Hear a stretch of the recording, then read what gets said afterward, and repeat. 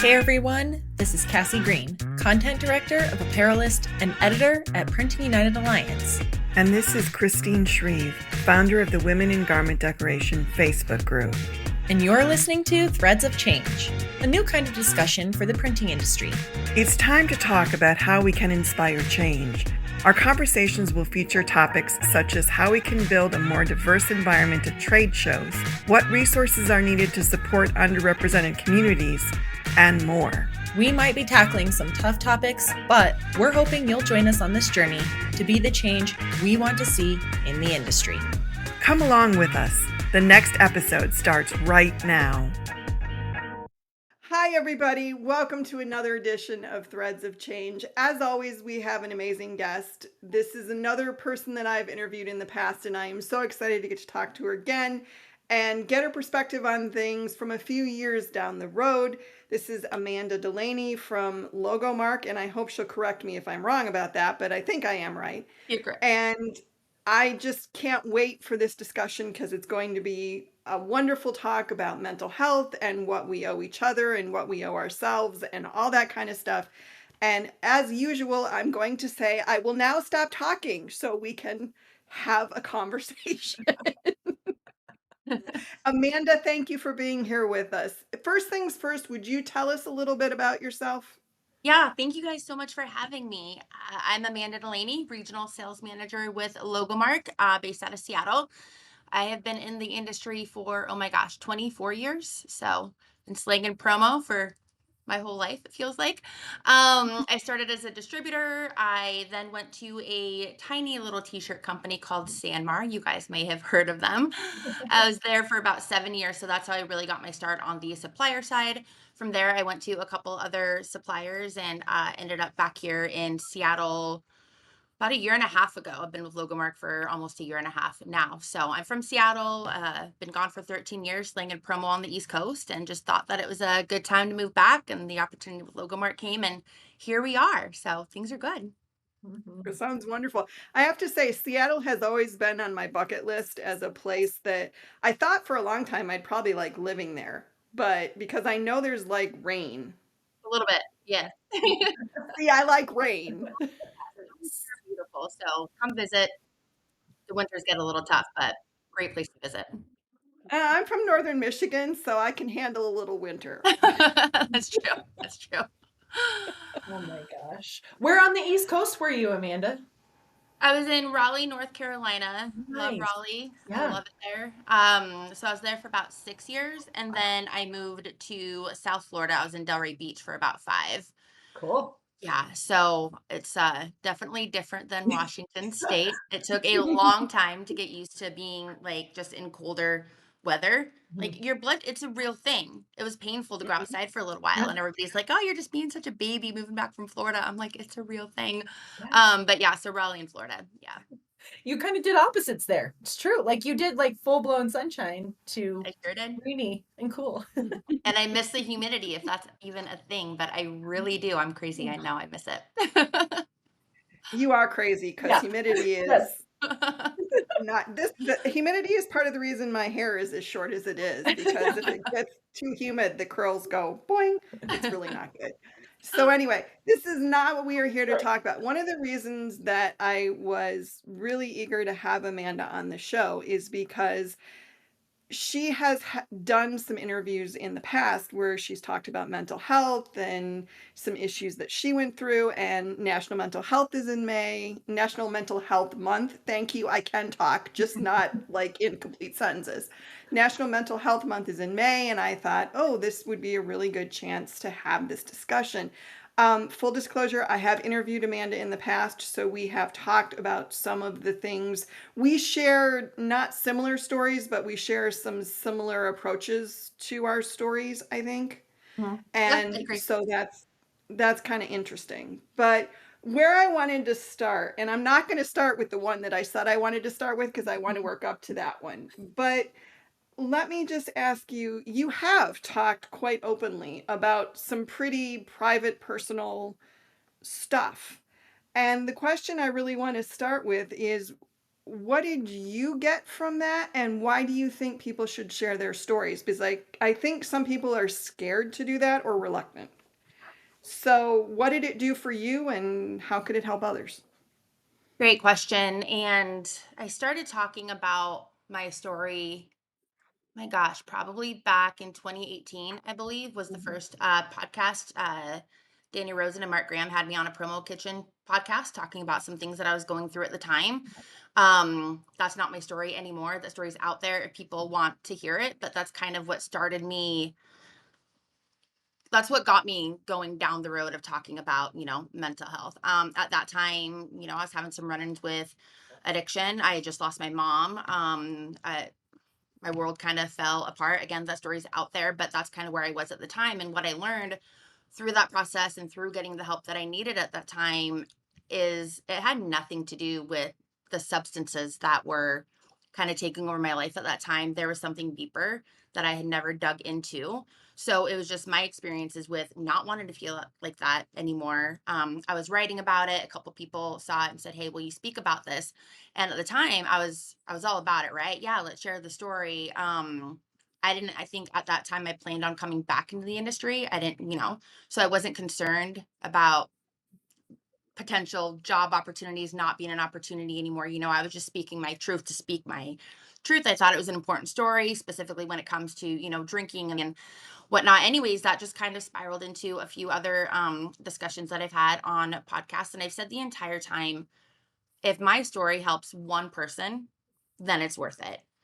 Selfishly, what it's done for me is just it's given me an outlet to talk about, right? I think that's important. Mhm. I think for me personally, I spent a lot of my life kind of living two lives, kind of hiding these demons that I had, afraid to talk about it, afraid to tell somebody that I wasn't okay, especially when on the surface, from the outside looking in, to anybody else, I think everything should have been okay. I mean, I had my dream job. I'm living on the East Coast. I was living my best life, but behind closed doors, there was so much more happening. So I just know that I'm not alone. Another thing that I've, learned over the past few years of talking about it. And I think that if the more of us who are the more of us who do talk about it and put it out there, I think anybody listening at one gives them permission to let themselves feel those same things. That's happened to me. I've heard something in a pot. I'm like, oh my gosh, I feel like that too. And then I think more what it does is it gives people permission to tell their stories as well. And mental health is a constant, it's a monster, right? It's never Mhm. ending. It's different for all of us. And I just think the more voices out there talking about, hey, this is something that I struggle with or have challenges with too. I don't necessarily want to talk about it either. The more the more of those people that start coming together and talking about it, I think it'll really lift up those who might be afraid to talk about it because it's a scary thing to talk about. There's a stigma attached to it. You're going to get judged. You're going to, there's a lot, but I don't regret any of it. Like I said, I was really happy to be a part of this conversation and where I am today in my mental health journey. And I've always said, I don't know what to do until this is a very, very normalized thing. So we keep talking about it. So I'll keep talking about it. And that's, I think, you just hit on a really important thing that I think we need to talk about more, which is it needs to be normal. It needs to be as normal as saying, I have the flu, or like I said to Cassie before um, we started recording today, I tried a new perfume and I have hives and I'm itching right now. And I didn't feel like, oh, I can't talk about that, or oh, people are going to think I'm weird if I say that. I was just like, you know what? I tried this perfume and yeah, I got hives all over my chest now. This is Right. really attractive. But I didn't feel weird about saying that. I did whereas if I don't think I would now. I think I would still be okay with it. But there are a lot of people who wouldn't say, I'm really feeling depressed today, or I'm really having a hard time with this today, or, I had a bad experience and I'm not dealing with it well. My You anxiety don't, is out of control. yeah, Yeah, exactly, exactly. And I think the more that we normalize those sorts of conversations, and the more that you can tell people that you trust and they just accept it and it's not weird. It's like, "Oh, you have hives. I'm sorry. Oh, you're feeling anxiety today. I'm sorry. Can I help in any way?" yeah. Something like that. So I think these kind of conversations are really important. We need to normalize talking about it. And I feel like since COVID, especially, it's gotten a little more normalized. I see things, just Mhm. I see more of it. I feel like it's being discussed. It's just kind of a matter of, and you actually touched on a good point too, at least talking to your close friends and they won't feel weird about it. That's a great place to start. Start talking to those people who are closest to you. And then kind of, branch out if you want to speak about it Mhm. more. But I think after COVID, a lot more people kind of realized what some of us who have battled mental health are seemingly my entire life, for me personally anyways, are kind of like understanding it a little bit more because there was depression, there was anxiety, there were things that they had never felt. Now imagine looking at those people in your circles who may have expressed that they have anxiety or depression, or I have ADHD or whatever else. I think that kind of clicked for people. Like, oh, there's a big group of people out there that feel like this all the time for seemingly no reason. It's not because we're in a pandemic. This is what people deal with every single day. I Mhm. think that brought a lot of awareness to it. So I'm hearing these conversations becoming more normal, which is exciting. I Something love that. I found really interesting about what you said, Amanda, in talking about how there is still a lot of like stigma attached to mental health. It still is not quite the same conversation as talking about like hives or something like that, right? You said something about like that fear of, will I be able to get a job if I talk about this? Will I be able to even like find a friend group if I talk about this? What if a potential future partner hears about, and that really strikes a chord because I think that's a lot of the fear of why people don't talk about it. And, there's that fear that everything else in your life will fall apart if you start talking about this, which Yeah. I found really profound and interesting because you don't necessarily think about that aspect of it. There is that fear of not wanting to talk about your anxiety or your depression or whatever mental health issue you're faced with. But sometimes people don't always admit that it's all of these external factors that kind of make us want to bury that. Yeah. And you're absolutely right. And I have experienced this over the years. And honestly, I think that's what's more challenging than talking about it, kind of going back to that first part, Christine, what does it do for me? It's very healing for me. The more I talk about it, the more confident I become, the more I own what's going on inside of my brain, the more I can use my ADHD as my superpower, the more I feel like I can be empathetic because I've seen those really, really dark times. So the more I talk about it, again, it just kind of strengthens me from the inside out. But I mean, yeah, I've personally in the past been told by multiple people in some way, shape, or form, this probably isn't something you should be doing. There's a period where I was speaking about mental health and my journey a lot, and I was getting a little bit, deeper with it. And um, the voices of those cheering me on for me personally have always been louder than the voices of the haters. But when those quote unquote haters is a potential employer, the last thing I wanted was to go apply for a job specifically on the supplier side where I am and have them have listened to that podcast and well, what if that back? So that's terrifying. During COVID, it was 2020 and I was not working, and I was involved with the industry trying to stay relevant. I think kind of what we were all doing. I was very heavily involved with Promo Kitchen at that time, and I had reached out to a supplier and said, rumor has it you're looking for a rep in this area. I know we're in the middle of a pandemic, but here's my resume. Here's what I think I can bring to the table. That company hired me, moved me across the country. I lived in a La Quinta hotel for 2 months. So that's all the behind the scenes stuff, right, too? Like, there's so much that we all have going on behind the scenes. Like, from the Mhm. outside, that whole experience looked so great to everybody else.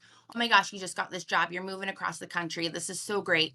No, I was in the La Quinta, I don't even know how to pronounce it, hotel for 2 months. That's difficult. New city, just a new job, but I was super excited for the opportunity. And about 2 months in, there was just a lot of really toxic things happening internally, like inside. I went home, I was miserable every day, but I needed that job, right? So I kind of kept pushing, kind of kept pushing. I'd been there for a total of 4 months before something happened, and this is not okay. So I ended up going to HR, and about a week later, I lost my job. But the point to that part was when I was being told I was losing my job. Um, the owner of that specific company had said to me, Amanda, I've heard some podcasts that you've been on. I've seen some blogs that you've written. I know that you struggle with depression and anxiety. I think maybe there's some paranoia mixed in there too. She continued with a few other things before telling me to collect my things and leave. And I have not talked about this out loud, and I won't name names, obviously, but it's giving me goosebumps just thinking about it. And at the time, I couldn't even be upset about losing my job. I was just like, you're going to use this against me, And hey, I'm all about taking my part in things that have happened. I know that there's been things that I've said that I shouldn't have said in the past. This was not one of those experiences. So that one was a bad one. And that kind of spiraled into the next few years of not really landing, somewhere. Yes, it was just one person with one company, but that definitely kickstarted the next few months of what was kind of a new all-time low for me. So kind of a new mental health journey, if you will. And things are pretty challenging after that for a while. But like I said, for the most part, the people that are cheering you on, those voices are always louder. But yeah, it's no wonder people are afraid to talk about it. Those things can be used against you. I'm sure I'm not the only one that something like that has happened to. Right. Yeah, it's a double-edged sword, and that's so sad. And it's not, this isn't something you didn't choose to have ADHD. I didn't choose to have depression. I didn't choose this, if I could make my personality a little different, maybe I would. I don't know if I would now, but that's a whole nother question. But this isn't something that we chose. The thing that we chose was to try to help others with our experiences. Yeah. And I think now too, and I'm a big believer that everything happens for a reason. And I obviously learned very quickly that that was not going to be a good move for me. But and hey, I ruffled some feathers. Do I regret it? No. But again, that's something that just kind of stuck with me. And ironically, I think it's kind of given me more ammunition to speak about things, maybe just not in a different way. But again, my story's kind of changed moving forward. It's not Mhm. Yeah. going back to that, I feel like I own the mental health struggles that I have at this point. I'm happy to talk about it. But yeah, that was definitely that that sucked. That really sucked. Well, I'm sure it did. And I want to segue to the thing that I really did want to talk to you about, because I have been struggling with this question a little bit myself, and I want to get your perspective on it. And that is really, if you have been open, if you have shared your story at some point, as you have, as I have, I tell people all the time, if you said it in the beginning of this podcast, if you want to know my story, it's out there. You can find it. But if you have talked about it, are you always obligated to talk about it? Does that have to be your brand? Does that have to be your thing? Oh. I know you're fully capable of talking about other things. I know I'm fully capable of talking about other things. So, are we allowed to To change stop? to stop, or to decide that this isn't maybe what we want to talk about this time? I mean, I- I don't know. I want to get your feelings on this, because this is really something I've been debating. How much do I owe of Yeah. me? right. Yeah, and that's a great question too. And I felt the same thing before. Yes and no, right? No, just because you put something out there one time for the reasons that you did, like I said, I'll put this one podcast out here and if it helps just one person, it was worth it. That can be it. That was your brave, courageous moment. That doesn't have to be your story. I kept putting that story out there on different platforms. Again, for all the reasons I've already said, I felt like it was helping people. I was getting messages from people in the industry that I don't know. I still do to this day. Just telling me that they heard the podcast, So, and again, for me, it was helping me to own my struggles and it was just helping me move forward. Mhm. But I got to the point where I did move forward and I had moved past that, really big chunk of years that just really absolutely sucked for me. I was able to move past that. I was able to find inspiration in kind of what I've been through. I feel like I keep saying this over and over, but I've been saying this with friends too. My mental health story is just it's different than it was 5 years ago. And Mhm. also at the same time, I'm saying we keep talking about it because that's how we keep it going, right? I've already gone this far. I will keep talking about it until the day that I die. But that story has to evolve because just like you said, that's not my brand anymore. That's not my personal brand internally or externally. That's not that podcast that I did in 2018 kind of that night and day, right? But so no, I don't think that that has to be your brand. I think that's why it's important the messaging that we put out when we have these conversations.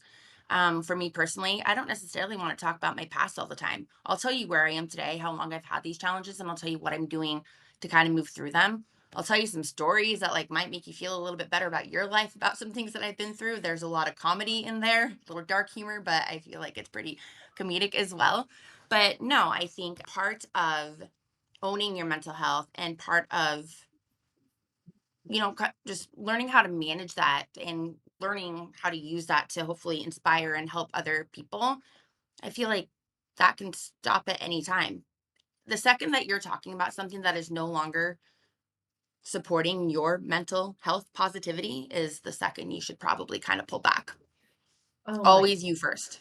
there is so much power in what you just said. And I hope that everybody who listens to this pauses for a second and thinks about their story, because what you said carries a lot of weight.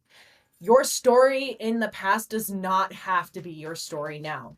And it likely isn't. And it's probably changed because you have grown, or you have experienced something different, or you have gone through something new and something that has changed. And I think, sure, you can talk about your past, but what's your story now? And I think there's a lot of power to what your story is now. And sometimes we get so caught up in telling our past story, which there's nothing wrong with that, we forget about our current story, which is Mhm. equally as powerful.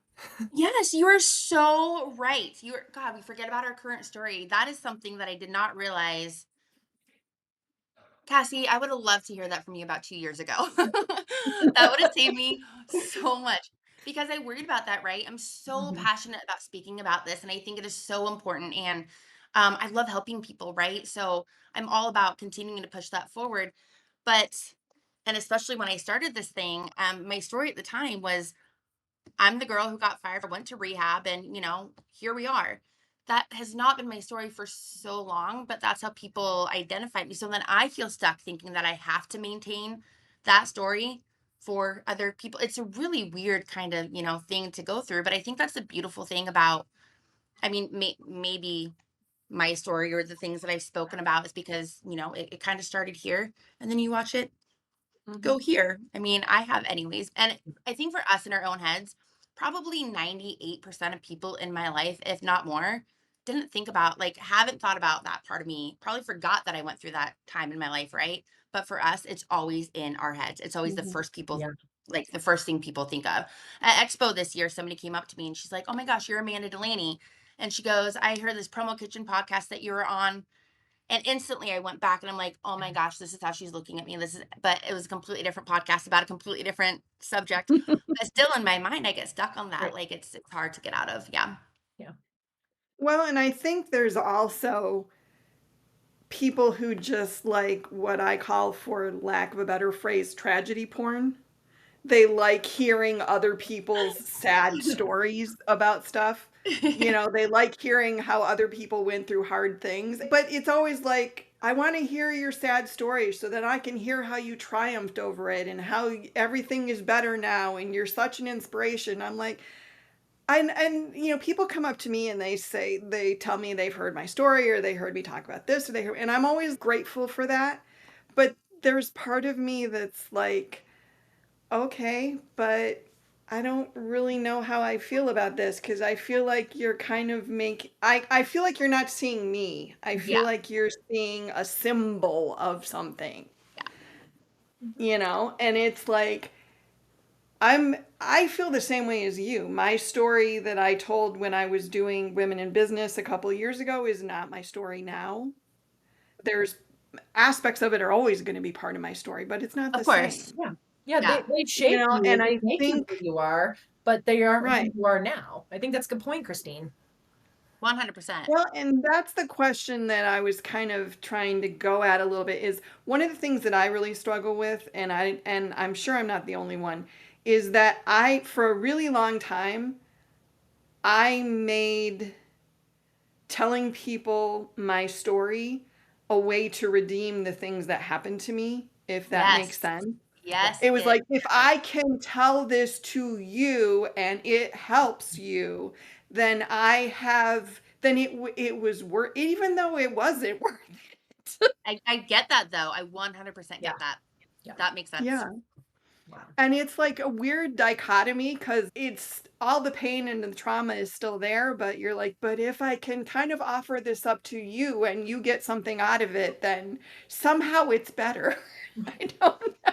It's like a weird validating thing, right? If you know that reasons A, B, and C are the reason is why this happened or what, it's almost like it's Mhm. validating. Mhm. Like, but all that is our own insecurities. Again, thinking that other people are looking at us in completely different ways. We are always going to be our own worst critics. We are the most insecure about the things Yes. that, we're ashamed of, things that we've done when maybe we haven't been at our best, things we've done when, for those listening who are struggling with addiction, those things that you're doing when you're drinking too much, depression, anxiety, those things that we're thinking about ourselves when we can't get out of bed in the morning. That all just kind of lives in our head. For me, therapy has been a game changer, and I've been back in therapy for about the last 6 months, and she has been phenomenal. And that's one thing that we've been really working on is just trying to get out of your own head a little bit Yeah. and try to for 1 second think about how the other person might be looking at you. I don't feel like I need to share the bad parts of my story anymore. I say certain things kind of like joking around because I have a pretty cynical sense of humor and the shock factor sometimes. But I personally inside I do not feel like that defines me anymore. So I no longer feel the need to go up to people and be like, "Oh yeah, so by the way, my name's Amanda Delaney. All of these things have happened to me before and here I am today." I don't feel like I need to do Mm. that anymore. But again, that's come from doing a lot of, I think, internal work, Yeah. and that's the hard part. It's amazing. I love that you talked about therapy because I'm in the process of finding a new therapist now too. Because I had some stuff come up and I was like, okay, I need to go talk to somebody that, is an expert at this.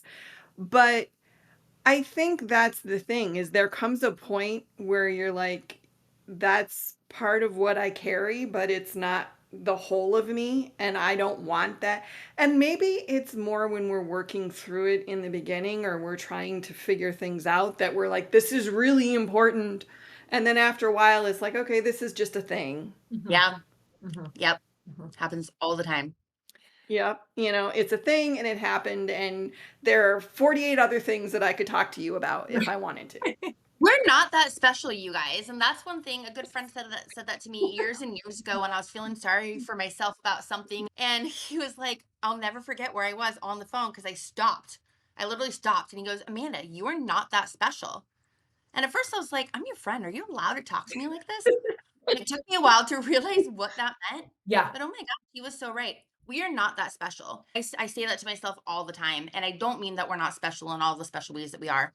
I mean, people aren't thinking about us that much. Like all the things that I think people are Yeah. thinking about me, that person probably hasn't, like, I probably haven't crossed their mind in the last 5 days since they saw something pop up on their Facebook feed, right? Like we're not that special. And I think that's something that was really, really gosh, liberating to, I think, fully understand, actually. I feel like it has freed me from so much self manifested guilt or perceptions that, we hurt ourselves thinking that. So when I was really able to be Mhm. like, oh my gosh, Manny, you're not that special, like, step back. This person's not spending all day, every day thinking about you and where you've been and that one podcast you did in 2018. And don't forget the one that you did at the beginning of 2019, and I think that's important. Well, That's amazing. I also love we're not that special because we aren't. Everybody's carrying something. All are. Everybody's dealing with their own thing, ADHD or, chronic fatigue syndrome or a bad relationship or whatever it is, or everybody's got something. So we're not that special. Yeah. We just, talked about ours a little more maybe, which I don't think is a bad thing, I think but it's a great I thing, think yeah. that's something to remember too. Everybody's carrying something. Yeah. So Right. we're not that special. What I really like about that thought process is if you kind of change that mindset and realize that the people around you aren't thinking about you 24/7, you don't have to spend any of your precious energy on that anymore. Because Yes. like Yeah. it's like an energy vampire that will take it out of you and it's just not worth it.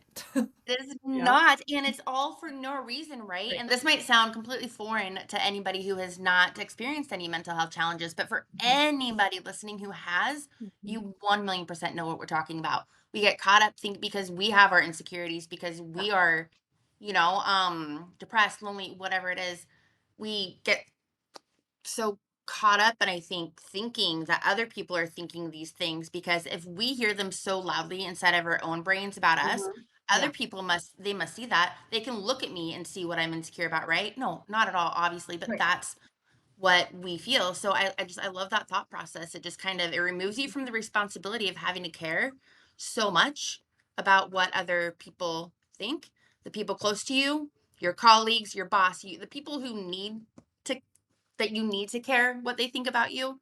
Those people, of course, will be there, but the rest of them, it doesn't matter. It really doesn't matter. Wow. It's Wow. very Well, I liberating. have to say that was one of the most valuable things I ever learned was when I finally got out of my own way and realized that nobody else was paying attention to me and what I was doing, and they were not thinking about it and they were not judging me. I was like, oh, dang, I can do whatever I want. Nobody's going to care. And I had been so focused on what everybody thought and what everybody was going to think and what everybody, and did I look right? And was I this? And was I that? And it's like, nobody really cares. No, and And we that's a all, freedom in a way. it's a freedom in a way, right? And again, you should care. We should care what people think. I'll be the first to admit, like, I do. I care very much about what people think to an extent. I care what people close to me think. What I've also realized is what people I have found do pay attention to are the good things that you're doing. Like Yeah. when you're out there Yeah. doing good and you're Yeah. volunteering, or maybe you went to go see a great concert in a band, and somebody's seen you live your best life, and all of those things, that's what people care about. That's what people, because they don't care about the things inside of your head because they don't know the things that are inside of your head. And I have found Mhm. too, for my mental health, especially the depression and anxiety, the more that I get out of myself and go out and do things or try to connect with people, or Mhm. record a podcast that hopefully somebody's going to be like, hey, I can relate to that, and change their way of thinking a little bit too. Those are the things that help my mental health. Those are the things that help my Mhm. depression. And then those things kind of pile up, and the more you figure out, that kind of becomes your story, I guess. So it all kind of works together, Oh my gosh. if Wow. that made sense.